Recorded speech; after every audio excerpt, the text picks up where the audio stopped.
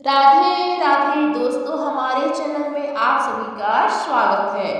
दोस्तों, आज हम जानेंगे छठ पूजा का रहस्य, इसकी शुरुआत कैसे हुई, आखिर छठ मैया कौन है।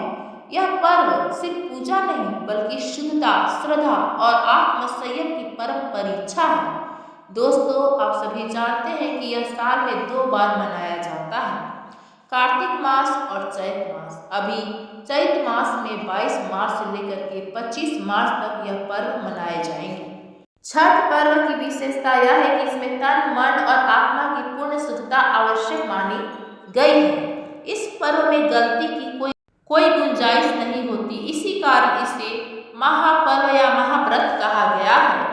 इस 4 दिन के पर्व की शुरुआत होती है नहाय खाए से। इस दिन व्रती महिलाएं घर की पूरी सफाई करती हैं, स्नान कर पवित्र भोजन बनाती हैं और अपने जीवन से हर प्रकार की अशुद्धि को दूर करती हैं। इस दिन से ही व्रत की पवित्र शुरुआत मानी जाती है।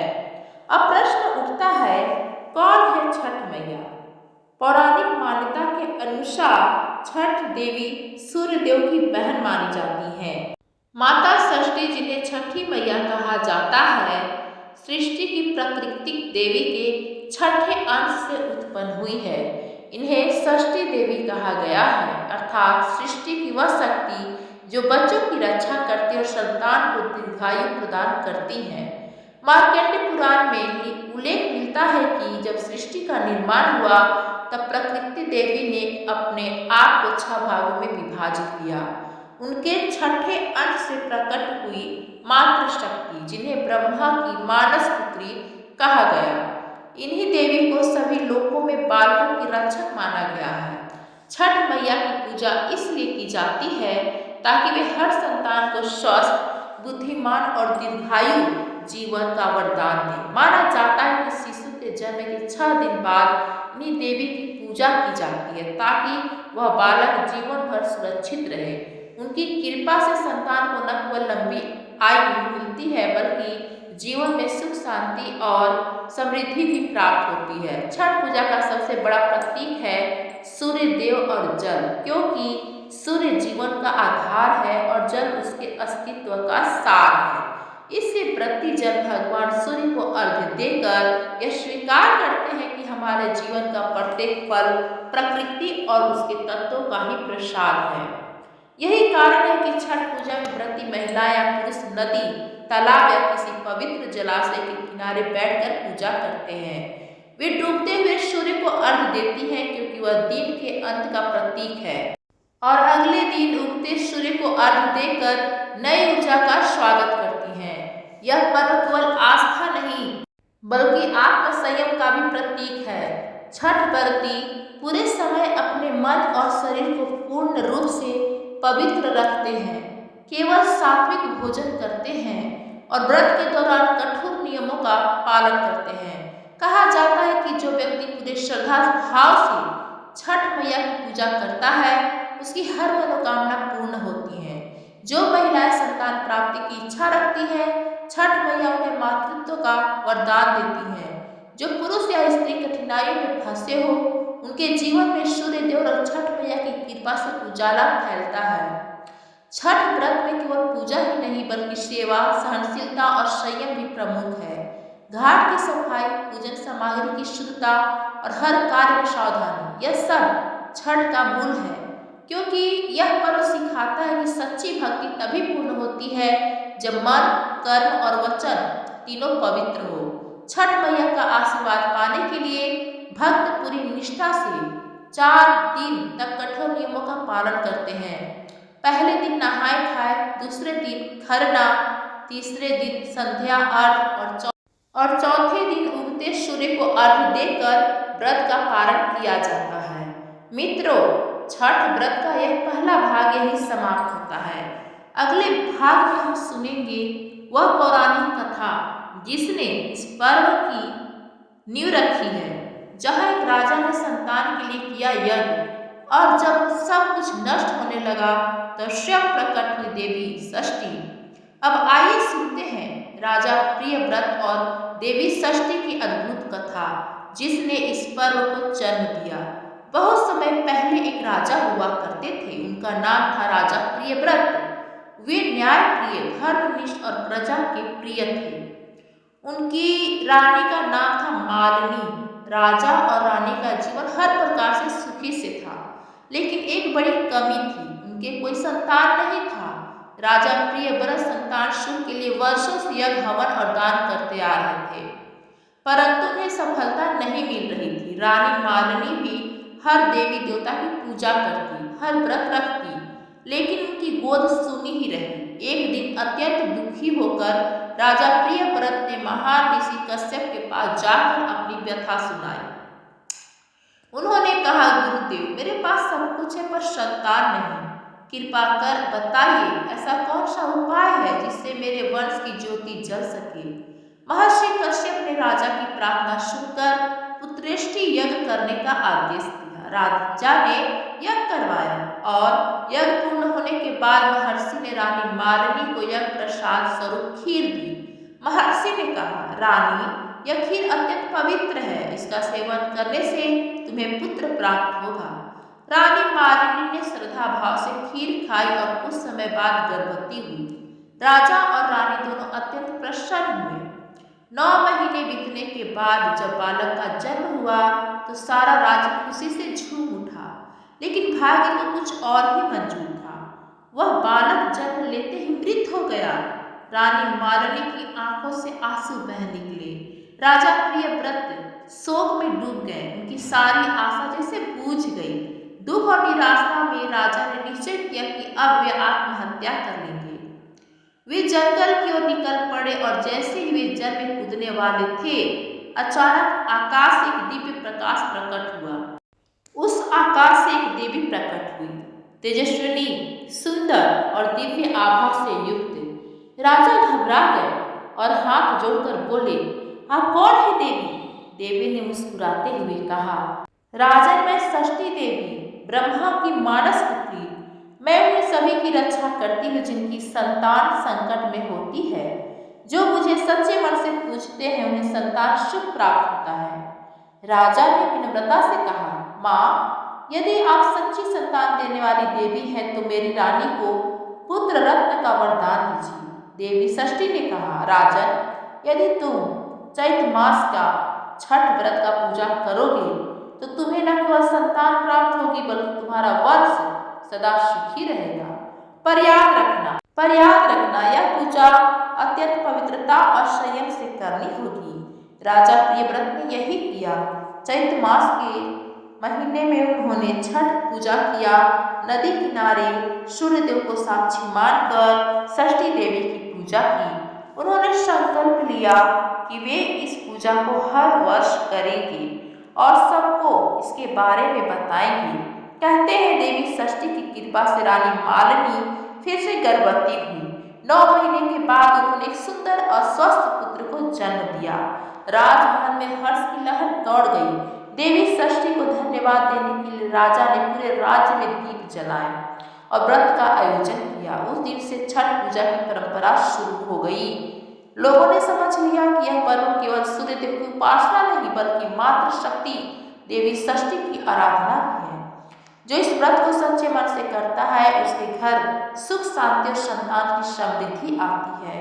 छठी मैया के इस व्रत में सत्य, श्रद्धा और संयम का महत्व सर्वोपरि है। जो इस व्रत का पालन करता है उसे देवी का आशीर्वाद अवश्य प्राप्त होता है। इस प्रकार राजा प्रियव्रत की कथा ने हमें यह सिखाया कि आस्था और धैर्य से असंभव भी संभव हो जाता है और जब सच्चे मन से देवी का स्मरण किया जाए तो जीवन की हर पीड़ा दूर हो जाती है। मित्रों, कैसे महाभारत काल में द्रौपदी और सूर्य पुत्र कर्ण ने छठ व्रत रखा और कैसे यह पर्व पूरे भारत में फैल गया, तो आज हम सुनने जा रहे हैं इस महाव्रत से जुड़ी कुछ ऐसी पौराणिक कथाएं जिन्हें सुनकर आपके रोंगटे खड़े हो जाएंगे, क्योंकि हम जानेंगे कैसे छठ व्रत का संबंध महाभारत काल से जुड़ा है, कैसे द्रौपदी ने इस व्रत से अपना खोया हुआ राज्य वापस पाया और क्यों सूर्यपुत्र कर्ण को छठ पूजा का प्रथम उपासक कहा जाता है। तो आइए शुरू करते हैं आज की कथा। महाभारत काल में जब पांडव जुए में अपना सब कुछ हार गए, राज्य, धन, वैभव, यहाँ तक कि अपनी पति द्रौपदी तक, तब द्रौपदी ने अपने जीवन के सबसे कठिन समय में भगवान सूर्य की उपासना करने का निश्चय किया। उसने मन ही मन कहा, हे सूर्यदेव, आप जगत के प्रकाश दाता हैं। मेरे परिवार का अंधकार छा गया है, मुझे अपने तेज से पुनः उजाला दीजिए। द्रौपदी ने चैत्र शुक्ल का व्रत रखा। उसने सूर्यदेव की बहन षष्ठी देवी का आवाहन किया और जल में खड़े होकर सूर्यदेव को अर्घ्य अर्पित किया। वह घंटों तक नदी के शीतल जल में डूबी रही और मन ही मन प्रार्थना करती रही, हे सूर्यदेव, कृपा कर मेरे पति और परिवार की रक्षा कीजिए। कहते हैं उनकी भक्ति से प्रसन्न होकर छठ मैया प्रकट हुई और बोली, हे द्रौपदी, तुम्हारी निष्ठा और श्रद्धा ने मुझे प्रसन्न किया है। तुम्हारे पति और परिवार को पुनः राज्य की प्राप्ति होगी। जो भी स्त्री या पुरुष इस दिन सूर्य को अर्घ्य देकर मेरी पूजा करेगा, उसके जीवन से हर अंधकार मिट जाएगा। द्रौपदी ने छठी मैया के आदेशानुसार व्रत पूरा किया और कुछ ही समय बाद पांडवों को पुनः अपना राज्य प्राप्त हुआ। तभी से कहा जाता है कि छठ व्रत केवल संतान या सुख के लिए नहीं, बल्कि सम्मान, सफलता और न्याय की पुनः प्राप्ति का व्रत भी है। अब सुनिए छठ पूजा से जुड़ी दूसरा प्राचीन कथा। जी हाँ दोस्तों, सूर्यपुत्र कर्ण कहा जाता है कि कर्ण, जो भगवान सूर्य देव के अंश से जन्मे थे, हर दिन सुबह नदी किनारे जाकर सूर्य देव की पूजा किया करते थे। वे कमर तक जल में खड़े होकर दोनों हाथ जोड़ सूर्य को अर्घ्य अर्पित करते थे। वे कभी एक दिन भी इस नियम को नहीं तोड़ते थे, चाहे युद्ध हो या वर्षा। सूर्यदेव की कृपा से ही कर्ण एक अजय योद्धा बने। उनके कवच और कुंडल सूर्य के तेज से निर्मित थे। कहा जाता है कि कर्ण ही सबसे पहले सूर्य अर्घ्य की परंपरा का प्रारंभ करने वाले मानव थे और यही परंपरा आगे चलकर छठ पूजा के रूप में प्रचलित हुई। आज भी जब व्रती महिलाएं नदी के तट पर खड़ी होकर सूर्य को अर्घ्य देती हैं, तो कहा जाता है कि वे परंपरा निभा रही हैं, जो कभी सूर्यपुत्र कर्ण ने प्रारंभ की थी। इतना ही नहीं, रामायण काल में भी इस पर्व का उल्लेख मिलता है। कहा जाता है कि जब भगवान श्री राम वनवास से लौटे, तो माता सीता ने सूर्यदेव और षष्ठी देवी की पूजा की थी। उन्होंने अपने जीवन के सुख और राम की दीर्घायु के लिए व्रत रखा था। तब से मान्यता बन गई कि यह व्रत पति पत्नी के जीवन में सुख, समृद्धि और संतान सुख देता है। इस व्रत का एक और रहस्य यह है कि छठ मैया की पूजा में केवल सूर्य और जल ही नहीं, बल्कि प्रकृति के पांचों तत्व, पृथ्वी, जल, अग्नि, वायु और आकाश, सभी की आराधना होती है। व्रती जब जल में खड़ा होकर सूर्य को अर्घ्य देता है, तो वह इन पांच तत्वों के प्रति कृतज्ञता व्यक्त करता है। इस पर्व की पवित्रता इतनी गहरी है कि कहा गया है, छठ में गलती की कोई जगह नहीं, क्योंकि यह पूजा केवल बाहरी नहीं, बल्कि आंतरिक शुद्धता की मांग करती है। भक्त का हर भाव, हर संकल्प और हर क्रिया पूर्ण श्रद्धा से भरी होनी चाहिए। इसलिए छठ व्रत को सूर्य षष्ठी कहा गया है, अर्थात सूर्य की पूजा षष्ठी देवी के माध्यम से। इस दिन जल, सूर्य और मातृ शक्ति का मिलन होता है और यही मिलन जीवन की ऊर्जा को संतुलित रखता है। मित्रों, अब आप समझ ही गए होंगे कि छठ पर्व केवल बिहार या उत्तर प्रदेश का त्योहार नहीं, बल्कि यह आध्यात्मिक साधना है जो मानव और प्रकृति के बीच के संबंध को जोड़ती है। यह पर्व सिखाता है कि जब मन, तन और आत्मा एक साथ शुद्ध हो जाते हैं, तब ही सच्ची भक्ति का जन्म होता है। अगले भाग में हम जानेंगे छठ पूजा की संपूर्ण विधि, पूजन, समाधि और हर दिन की विशेषता। क्यों इस व्रत में नहाय खाए और खरना, अर्घ और पारण का क्रम इतना महत्वपूर्ण माना गया है। जय छठी मैया। प्रिय दर्शकों, आपने अब तक जाना कि छठ व्रत की उत्पत्ति कैसे हुई, राजा प्रियव्रत और रानी मालिनी को देवी षष्ठी ने कैसे वरदान दिया और कैसे द्रौपदी व सूर्यपुत्र कर्ण ने इस व्रत की महिमा को बढ़ाया। अब जाने इस भाग में छठ पूजा की संपूर्ण विधि, नियम, वैज्ञानिक कारण और वे रहस्य जिन्हें 90% लोग नहीं जानते। छठ पूजा 4 दिनों का अत्यंत कठोर और शुद्धता पूर्ण पर्व होता है। इस व्रत में तन, मन और आत्मा तीनों की पवित्रता सबसे आवश्यक मानी जाती है। इसे सूर्य उपासना और सर्वश्रेष्ठ पर्व कहा जाता है, क्योंकि इसमें मनुष्य सीधे सूर्य और प्रकृति की ऊर्जा से जुड़ता है। पहला दिन नहाय खाय। दोस्तों, इस दिन व्रती प्रातःकाल नदी, तालाब या पवित्र जल स्रोत में स्नान कर शुद्धता का संकल्प लेते हैं। घर की साफ सफाई की जाती है। व्रती केवल एक बार भोजन करते हैं, जिसमें लहसुन प्याज रहित सात्विक भोजन होता है। सामान्यतः कद्दू, भात और चने की दाल बनाई जाती है। इसे नहाय खाय कहा जाता है। इसका उद्देश्य शरीर और मन को व्रत के लिए तैयार करना होता है। दूसरा दिन खरना होता है। खरना, दोस्तों, इस दिन पूरा दिन व्रती निर्जला उपवास रखते हैं और सूर्यास्त के बाद स्नान कर मिट्टी के चूल्हे पर खीर रोटी बनाई जाती है। चूल्हे में आम की लकड़ी का प्रयोग किया जाता है ताकि वातावरण शुद्ध रहे। यह खीर गंगा जल या किसी पवित्र जल से बनाई जाती है। खीर, रोटी और केला का प्रसाद पहले सूर्य देव को अर्पित किया जाता है, फिर व्रती इसे ग्रहण करते हैं। खरना के बाद 36 घंटे का निर्जला उपवास आरंभ होता है। तीसरा दिन संध्या अर्घ। पहला अर्घ, षष्ठी तिथि को संध्या समय सूर्यास्त के ठीक पूर्वी व्रती और उनके परिवारजन घाट पर जाते हैं। घाट पर बांस की डलिया या सूप में प्रसाद सजाया जाता है, जिसमें ठेकुआ, चावल के लड्डू, फल, नारियल और खाकर रखा जाता है। सूर्य देव को जल और दूध से अर्घ्य दिया जाता है। इस क्षण वातावरण मंत्रों और भजनों से गूंज उठता है। व्रती पानी में खड़े होकर सूर्य देव की अंतिम किरण को प्रणाम करते हैं और सूर्य की ऊर्जा को आत्मसात करते हैं। चौथा दिन उषा अर्घ। दूसरा अर्घ, दोस्तों, अगली सुबह यानी सप्तमी तिथि को सूर्य देव से पहले ही व्रती घाट पर पहुंचते हैं। उसमें चारों शांति श्रद्धा का वातावरण होता है। व्रती जल में खड़े होकर उगते हुए सूर्य को अर्घ्य देते हैं। यह क्षण सबसे पवित्र माना जाता है, क्योंकि सूर्य की प्रथम किरणें जीवन, ऊर्जा और नवसृजन का प्रतीक है। व्रती अपने परिवार की सुख समृद्धि, संतान की दीर्घायु और समस्त दोषों की मुक्ति की प्रार्थना करते हैं। अर्घ्य के बाद पारण और प्रसाद का वितरण किया जाता है। दोस्तों, सूर्योदय के बाद व्रती घर लौटते हैं और पारण करते हैं। सबसे पहले तुलसी और गंगा जल ग्रहण करते हैं, फिर खरना का प्रसाद लेते हैं। इसके बाद सभी घर वालों और पड़ोसियों को प्रसाद वितरित किया जाता है।